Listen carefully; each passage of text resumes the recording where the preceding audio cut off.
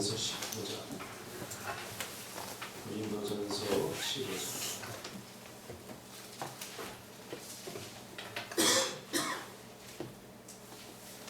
3절에서 4절. 우리 같이 이렇게 읽겠습니다. 고린도전서 15장 3절에서 4절. 같이 읽겠습니다. 고린도전서 15장 3절에서 4절. 시작. 내가 받은 것을 먼저 너희에게 전하였노니 이는 성경대로 그리스도께서 우리 죄를 위하여 죽으시고 장사 지나가 되셨다가 성경대로 사흘 만에 다시 살아나사. 오늘은 좀 말씀이 길기 때문에 좀 빨리 읽어나가도록 그렇게 하겠습니다. 계속해서 십자가에서 이루신 구원에 관해서 우리가 말씀을 나누고 있습니다. 오늘은 하나님의 구원은 예수님의 죽음 안에서 일어났다.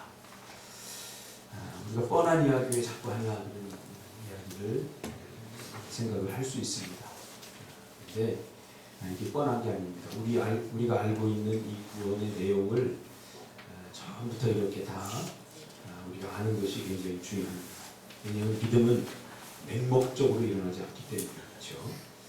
그래서 어제도 제가 말씀을 준비하면서 그런 생각이 들었습니다. 사도 바울의 고백처럼 사도 바울은 이런 사람에게는 이렇게 전하고 저런 사람에게는 저렇게 전했습니다. 무슨 말이냐면 무슨 말일까 이렇게 말씀을 찾아보니까 조금 무지한 사람들한테는 거기에 맞게끔 단순하게 복음을 전하고 또 헬라 철학에 물들어서 아주 복잡하게 생각하는 사람들, 까다롭게 생각하고 또 그런 사람들에게는 이렇게 역사적 배경이나 또 전체적인 그런 사람들 의심이 많죠. 까다로운 사람들. 그래서 아주 세밀하게 이렇게 복음을 전한 것을 보게 됩니다. 한국교회의 복음은 까다롭게 설명되어지기보다는 굉장히 단순하게 설명되어져 있습니다. 그래서 전도하는 방법이나 이런 것들을 보더라도 그래서 맹목적으로 믿었다가 나중에 여러 가지 신앙의 또 구원의 문제들이 일어나면 거기서 쓰러지는 것을 제가 많이 보았습니다. 그래서 이번에는 조금 다른 쪽에서 신학적인 쪽에서 제가 접근합니다. 하나님의 구원은 예수님의 죽음 안에서 일어났습니다. 제자들이 십자가를 볼 때 어떻게 보았는가? 예수님은 자신을 드러낼 때 메시아라는 말을 쓰지 않았지만 알쏭달쏭한 말로 메시아적 권위를 주장하고 사제의 권세를 내세움으로 인해 유대인들은 예수님께 내가 누구냐? 라고 물었습니다. 요한복음 12장 34절이죠. 그러니까 예수님께서 제자들과 함께 있을 때 제자들에게 내가 메시아다 라고 확실하게 드러내지 않았습니다. 그래서 알쏭달쏭했어요. 제자들은. 내가 죽고 3일 만에 살아나겠다. 나는 아버지, 하나님은 내 아버지다. 라는 이런 것들이 알쏭달쏭하게 제자들에게 그렇게 내세웠죠. 그래서 유대인들조차도 그러면 네가 도대체 누구냐? 라고 물었던 거죠. 예수님에게.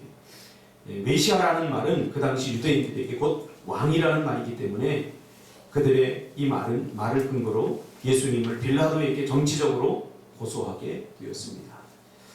로마의 식민지에서 정치적으로 반란하는 자는 무조건 십자가에 못 박았습니다. 유대인들은 신명기 21장 23절에서 나무에 달려 죽은 자는 하나님의 저주를 받았다는 율법의 선언을 보고 예수님을 십자가에 처형하게 하여 모든 사람에게 그가 하나님의 저주를 받아 죽은 것으로 나타내고자 했습니다. 그래서 예수님을 메시아라고 생각하고 그를 따르는 자들에게 예수에 대하여 오히려 환멸을 느끼게 하려고 하였습니다. 가령 예수님을 유대인들이 직접 붙잡아 죽여버린다면 예수님의 말씀대로 그들이 전에도 그랬듯이 이제도 선지자를 죽인 백성이 되어 도리어 예수님이 선지자로 높임을 받아 더욱 예수님을 따르는 무리가 많아질 것입니다. 그래서 유대인들은 그런 식으로 예수님을 처치하지 않고 교묘하게 예수님을 정치범으로 몰아서 재판을 받게 하여 십자가에 처형하려 했습니다. 그러니까 유대인들은 자신의 손에 피를 묻히지 않고 정치범으로 몰아서 로마의 법에 의해서 재판을 받아서 죽도록 그렇게 했습니다. 만약에 자신들이 잡아 죽이면 예수님이 선지자구나. 성경에 나온 말씀처럼 백성들이 선지자를 잡아 죽인다. 그래서 예수님을 따르는 무리들이 더 많아질 것을 걱정했던 유대인들은 정치범으로 몰아서 죽이기로 했던 거죠. 그러면 신명기 말씀대로 예수가 나무에 달려 죽음으로 인해 하나님의 저주를 받은 자가 되는 셈이기에 예수님을 따라다니던 모든 제자들로 하여금 예수님이 거짓 선지자이며 예수님이 주장하던 모든 메시아적 행위가 거짓이라는 결론을 얻어 예수 운동을 스스로 종결하도록 했습니다. 그러니까 로마의 십자가형은 로마의 어떤 형입니다. 로마 사람들이 고안해낸 형입니다. 그러나 신명기는 훨씬 이전에 로마에 이렇게 나라를 빼앗기기 전부터 이미 십자가에 달려 죽은 자는에 대한 저주에 대해서 성경은 말하고 있는 거죠. 그러니까 통시적으로 성경은 예수님이 십자가에 달려 죽을 것을 이미 예언했던 것을 우리가 보게 됩니다. 결국 빌라도는 예수님의 제목을 어떻게 했습니까? 유대인의 왕이라고 주장한 것이라고 써서 예수님을 십자가에 못 박았습니다.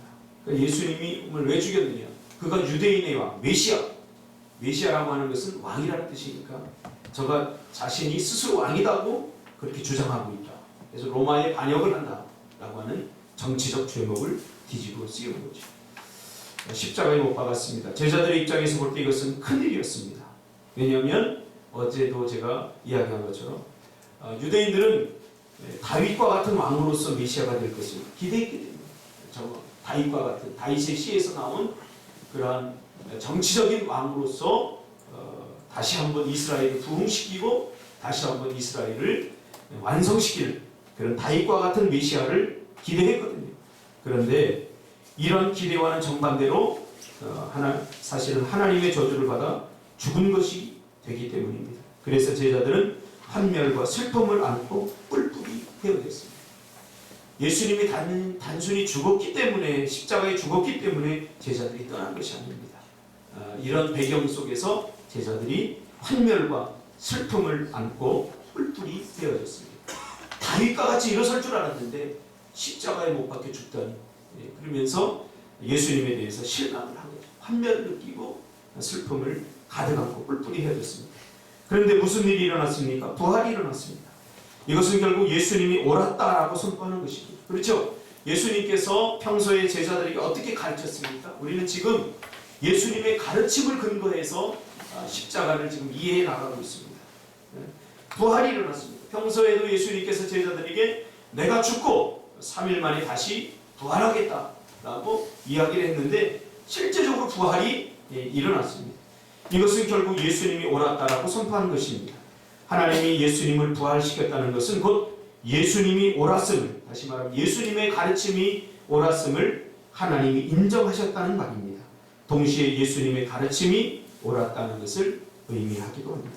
그래서 자기가 하나님의 아들이라는 주장이나 자기가 우리에게 구원을 가져다주는 구원자다라는 주장이 옳았다는 것을 제자들이 알게 되었습니다. 이때 비로소 제자들이 예수님이 구원자구나 라는 것을 이때 비로소 알았다. 그러니까 평소에 예수님이 돌아가시기 전에 제자들은 예수님이 메시아라고 하는 이 구원론적 의미에서 예수님을 받아들인 것이 아닙니다. 이해한 것이 아니라 정치적인 왕으로서 이해했던 거죠. 그러나 부활하신 후에 부활하신 예수님을 만난 이후에 제자들은 예수님의 주장이 옳았구나 라는 것을 비로소 깨닫게 되겠죠. 그래서 부활하신 주님을 만난 후에 제자들이 완전히 바뀐 거예요. 완전히 깨닫고 이분이 바로 하나님의 아들이었구나.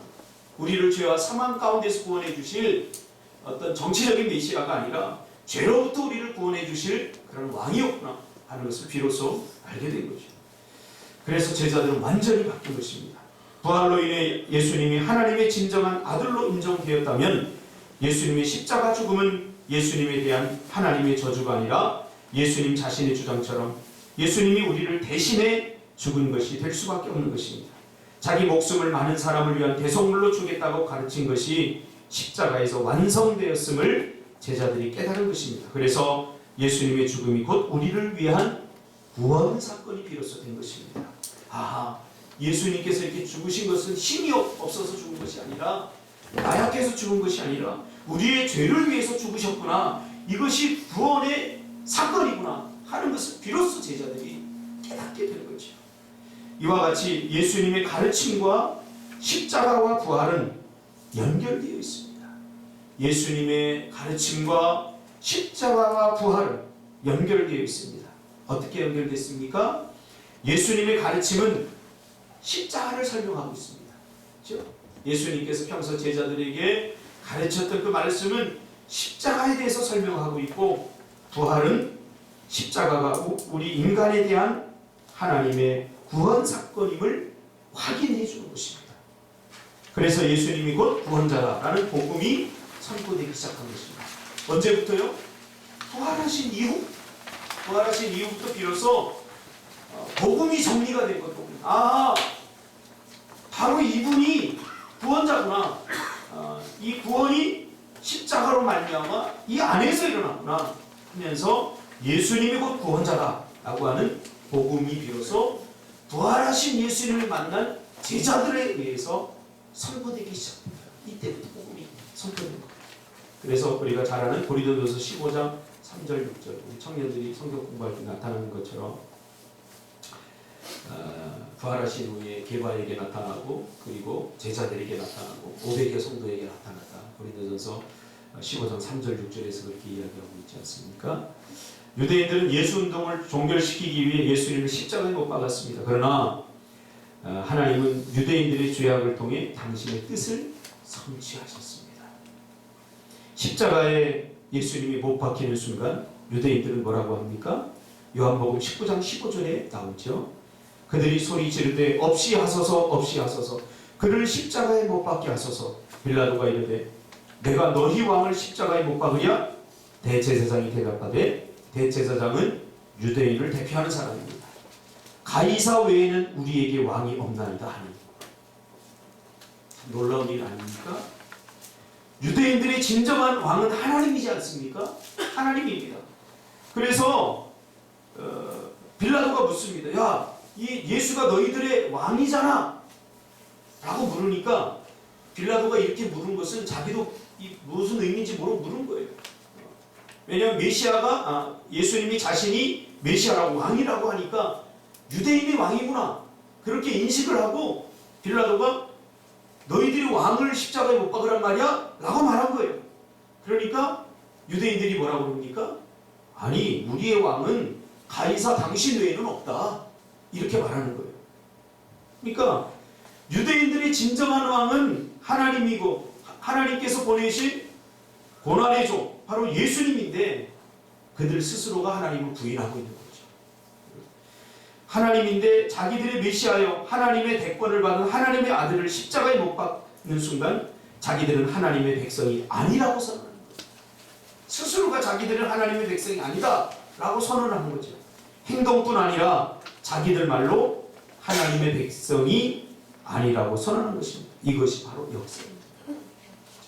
하나님께서 역사 속에서 이렇게 개입하셔서 이렇게 자기들이 하나님의 아들이라고, 어제도 수요일에 예배 때 설교했지만, 자기들이 스스로 하나님의 아들이라고, 아들이 아니라고 이렇게 말하고 있는 거예요. 겉으로는 또 뭐라고 그래요? 우리들은 하나님의 자녀다. 유대인들이 이렇게 주장하잖아요. 그런데 예수님이 자기들의 왕이 아니라고 스스로 부인해 버렸다는 거죠. 그러므로 복음의 유일성은 예수님의 죽음과 부활 속에 있습니다. 고린도전서 15장 3절에 보면 내가 받은 것을 먼저 너에게 전하였는 이는 성경대로 그리스도께서 우리 죄를 위하여 죽으시고 라고 기록되어 있습니다. 사도 바울은 그리스도의 부활을 부인하는 고린도인들에게 말하기를, 먼저 사도된 자에게서 자기가 제일 중요한 것으로 선포한 복음을 받았다 라고 합니다. 따라서 우리는 예수가 우리를 위해 죽었다 그리고 부활했다는 복음 선포의 형식이 아주 오래된 신앙 고백임을 알 수 있습니다. 그러니까 복음은 뭐예요? 예수님께서 우리를 위해 죽었고 부활했다. 이것이 복음의 선포입니다. 로마서 4장 25절, 5장 5절, 8장 3절 등을 비롯해서 특히 갈라디아 3장 13절, 그리스도께서 우리를 위하여 저주받은 바 되사 율법의 저주에서 우리를 속량하였으니 기록된 바 나무에 달린 자마다 저주 아래 있는 자라 하였습니다 는 말씀에서 찾아볼 수 있습니다. 이렇게 해서 그리스도인들은 예수님 안에서 하나님의 구원이 일어났다는 것을 알게 되었습니다. 오늘 우리가 이렇게 복음을 듣게 된 것은 바로 이러한 배경 속에서 제자들에 의해서 깨닫게 된 복음이, 성령을 통하여 깨닫게 된 복음이 선포되어짐으로 오늘 우리에게까지 온 것입니다. 그리스도인들이 맹목적으로 또는 없는 것을 그냥 꾸며내서 예수님 안에 구원이 일어났다고 선포하는 것이 결코 아닙니다. 이런 역사적 배경, 역사 속에서 실제로 일어났고 들었고 실제로 보고 경험한 제자들과 그리고 사도들과 속사도들과 교부들과 이러한 역사적 맥락 속에서 실제로 복음을 깨달은 자들에 의해서 이렇게 복음이 오늘날 우리들에게 주어졌다는 것입니다.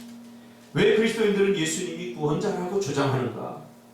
모든 종교들은 결국 다 똑같은 목표를 향해 가는 것이고 단지 그 길이 서로 다른 것이 아닌가 라는 생각을 가질 수 있습니다. 이게 뭐죠? 다원주의입니다. 오늘날 교회 안에도 다원주의가 들어왔습니다. 다원주의. 기독교는 절대주의입니다. 오직 구원을 주시는 분은 하나님밖에 없습니다. 오직 구원은 이 예수 안에서 십자가 안에서만 일어나는 사건입니다. 절대적입니다. 그러나 다원주의자들 뭐라고 그러죠? 아니다. 신은 많다. 신은 하나다. 그러나 다양한 방법으로 우리가 그 신을 만날 수 있다. 불교에서 말하는 석가, 그분도 신이다. 기독교에서 말하는 예수도 신이다. 결국은 한 신이다. 다 만나는 그 길은 다 여러 가지지만 만나는 것은 한 점에서 만난다. 이렇게 말합니다. 이게 다원주의. 그러니까 다원주의는 뭐예요? 절대주의를 깨는 거예요. 그러니 서로 신이 그 신앙이 잘못되고 믿음이 잘못됐다고 그렇게 말하지 말아요. 이러면서 주장하는 게 뭐예요? 우리의 신앙생활 내 마음대로 할 테니까 나도 너가 잘못했다고 말하지 않을 테니까 너도 내가 잘못했다고 말하지 마. 그러면서 자유주의가 들어오는 거예요. 그러니까 다원주의는 그동안 있었던 자유주의나 모든 것들을 종합한 거예요. 18세기 계몽주의, 19세기 자유주의 이런 모든 것들을 다 통합해서 나온 것이 바로 다원주의. 오늘날도 교회 안에 다원주의가 들어와서 어떻게 됐습니까? 성경적 원칙을 가지고 신앙생활을 하는 게 아니라 다원주의, 자기가 믿고 싶은 대로, 자기가 하고 싶은 대로 하면서 신앙생활을 하도록 그렇게 타락해버리는 거죠. 철학적으로 말한다면 예수님의 가르침과 십자가 부활이 어떻게 2000년이라는 시간을 초월하고 또 수만리 공간을 뛰어넘어 오늘 여기에 있는 나에게 효력을 발행할 수 있는가? 어떻게 해서 이 사건이 공간과 시간을 초월하여 오늘의 나를 위한 구원 사건이 될 수 있느냐입니다. 그렇다면 2000년 전에 일어난 이 객관적으로 일어난 구원 사건이 어떻게 주관적으로 나에게 영향을 미칠 수 있느냐 그 말이에요. 인간의 모든 사건은 상대적인 의미밖에 없습니다. 이 상대적이라고 하는 말의 의미는 시간과 공간을 초월하여 절대적인 의미를 가지지 않는다는 거예요. 그러니까 그 시간에 그 장소에서만 가치를 갖는 그것이 상대적인 의미라고 하는 것입니다. 그러니까 십자가 사건이 2000년 전에 그때 일어난 그때 장소에서 그 사람들에게만 효력이 발생한다라고 주장하는 것이 상대주의자들입니다. 그것이 오늘 2000년 후에 우리에게 무슨 효과가 있느냐 하는 거죠. 2000년 전에 유대인에게 일어난 예수님의 사건이 왜 나에게 의미가 있습니까? 예수님의 부활 때문입니다. 부활 때문. 이 부활이 모든 상대주의를 다 깨버린 거예요. 부활은 자연적인 사건이 아니라 우주 밖의 초월자가 직접 개입한 창조의 사건이기 때문에 절대자가 우주 밖에서, 왜냐하면 우리 인간은 스스로 구원할 수 없다고 하지 않았습니까? 그래서 인간을 구원하려면 밖에서 와야 돼요. 창조주가 개입해야 돼요. 그래서 창조주가 개입해서 바로 죽었던 예수님을 살리심으로 일어난 창조의 사건. 생명이 없는 상태에 생명을 주었습니다. 우리가 하나님께서 흙으로 사람을 만드시고 생기를 불어넣어 주셔서 우리 인간을 새롭게 창조했듯이 죄로 말미암아 그 죽었던 생명들이 이제는 다시 예수님의 부활로 인해서 레크레이트, 재창조가 된 것입니다. 그래서 우리에게는 새 생명이 주어진 거죠. 다시 예수님이 아담으로 인해서 만들었던 그 첫 창조는 실패했지만 이제 부활로 인하여 우리에게 새 생명이 주어진 것입니다. 여러분, 믿음이라고 하는 것은 맹목적으로 절대 일어나지 않습니다. 옆 사람들이 뭐 예수 있다고 하니까 있나 보다, 그렇게 해서 절대 발생하지 않습니다. 시간과 공간 밖에 있는 초월자의 사건입니다. 그렇기 때문에 예수님의 십자가와 부활은 절대적인 의미를 갖습니다. 하나님께서 이 사건만이 우리를 위한 구원의 사건이라고 선포하셨기 때문에 시간과 공간을 초월하여 오늘 나에게 절대적인 의미가 있는 것입니다. 그러니까 십자가 사건만이 우리를 구원에 이르게 한다는 거예요. 예수만이, 다른 이름이 아니라 우리를 구원한 이름을 주신 일이 없어요. 사도행전 4장 12절에 말하고 있지 않습니까? 다른 이로서는 구원을 받을 수 없는 천하 사람 중에 구원을 받을 만한 다른 이름을 우리에게 주신 일이 없음이라 하였더라. 이 말은 곧 불교나 이슬람교, 힌두교 같은 기타 다른 종교들의 모든 사건은 역사 속에서 일어난 인간의 사건임을 뜻하기도 합니다. 다시 말해 모든 다른 종교의 내용들은 인간의 지혜로 깨달은 사건이라는 말입니다. 다른 종교는 인간의 자기 수양을 통해서 깨달음으로 발생한 그러한 사건입니다. 그렇죠? 그래서 제가 인도에 갔을 때도 그 인도에 뭐 몇 번 안 되는 그 철학자라고요. 그 사람의 그 사람의 공부를 했던 그 선교사님이 그런 얘기를 해요. 결국 다 듣고 나니까 인간이 깊이 깨닫고 이렇게 들어가면 결국 신이 있구나라는 것을 깨닫게 되는구나. 근데 그 신이 하나님이다 라는 것을 깨닫는 것은 불가능하다. 그러니까 신은 반드시 있어. 여기까지는 도달할 수 있다는 거예요. 인간의 깊은 깨달음. 근데 그 신이 하나님이다 라고 하는 것을 깨닫는 데 불가능해요. 성경이 정확히 이야기하고 있잖아요. 그래서 성경이 나오는 특별 계시, 우리를 구원하기 위해서 우리 인간으로는 깨달을 수 없기 때문에 하나님께서 우리를 구원하시기 위하여 특별한 계시를 주신 것이 바로 성경입니다.